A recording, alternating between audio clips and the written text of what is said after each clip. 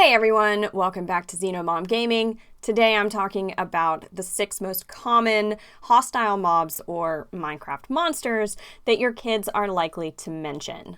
I'll cover what they are, how they behave, and why they're a big deal in the Minecraft community. Whether your child plays on PC, console, or mobile device, these creatures are definitely going to show up in their adventures.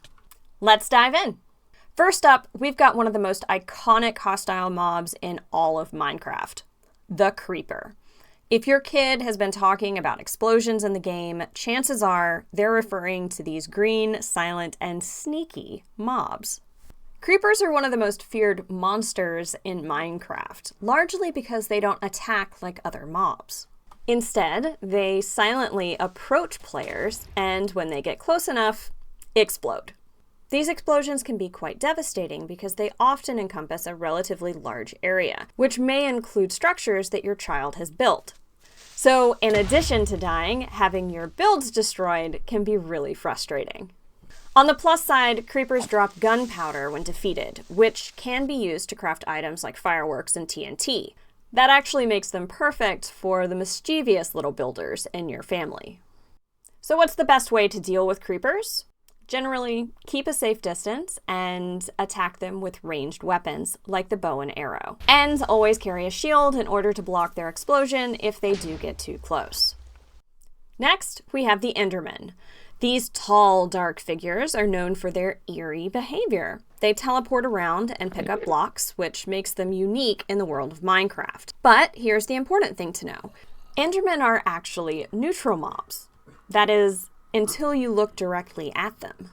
If your child accidentally looks at an Enderman, it will become angered and attack. They also have this tricky teleportation ability that makes them pretty tricky to fight. While Endermen are pretty powerful, they do have a weakness: water. If your child is being chased by an Enderman, tell them to stand in water or dispense water from a bucket. This should stop the Enderman from attacking further. When Endermen are killed, they drop Ender Pearls, which are valuable items that can be used for teleportation or to access a different part of the world called the End. Third on our list of creepy critters are skeletons. These guys aren't your typical brainless monsters. They're actually archers, and they can shoot arrows from a great distance, making them a tough challenge for younger players. Skeletons often spawn in the dark, so your child might encounter them most in caves and at night. The trick to defeating them? Use a shield to block their arrows, or close the distance as quickly as possible and take them out so they can't continue shooting you. When killed, skeletons drop bones and sometimes bows and arrows. I'm generally most excited about the bones, as they can be used to tame wolves in the future. However, arrows can also be useful as your child becomes an archer themselves. Next on the list are the creepy crawly spiders. Just like in real life, these Minecraft spiders can be quite terrifying, especially for players who don't expect them. They climb on walls, jump at players, and are pretty fast, making them one of the more mobile monsters in the game. It's also important to note that there are 2 spider varieties: regular spiders and cave spiders. Cave spiders are particularly dangerous because they attack with a poison effect that continues to decrease player hearts for several seconds after being attacked. It's important to realize that during the day, spiders are actually neutral mobs that won't attack unless bothered. However, at night, they do become hostile and they will go after any nearby players. When killed, spiders drop string and spider eyes, which can be used to make bows, fishing rods, and even craft some potions.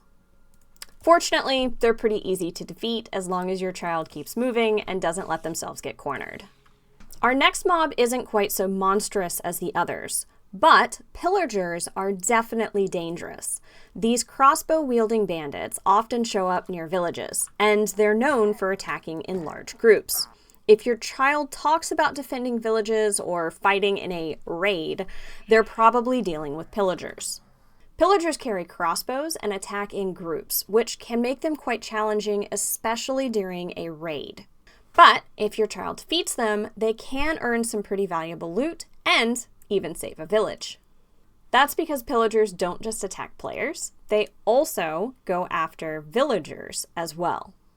It's also worth noting that these mobs can be a little bit more advanced. So if your child is playing around villages, make sure that they have the proper weapons and gear to deal with this invasion. And of course, no Minecraft mob list would be complete without zombies. These are one of the most common hostile mobs in Minecraft, and your child will definitely run into them a lot. Zombies spawn in dark areas or at night and slowly move towards players to attack.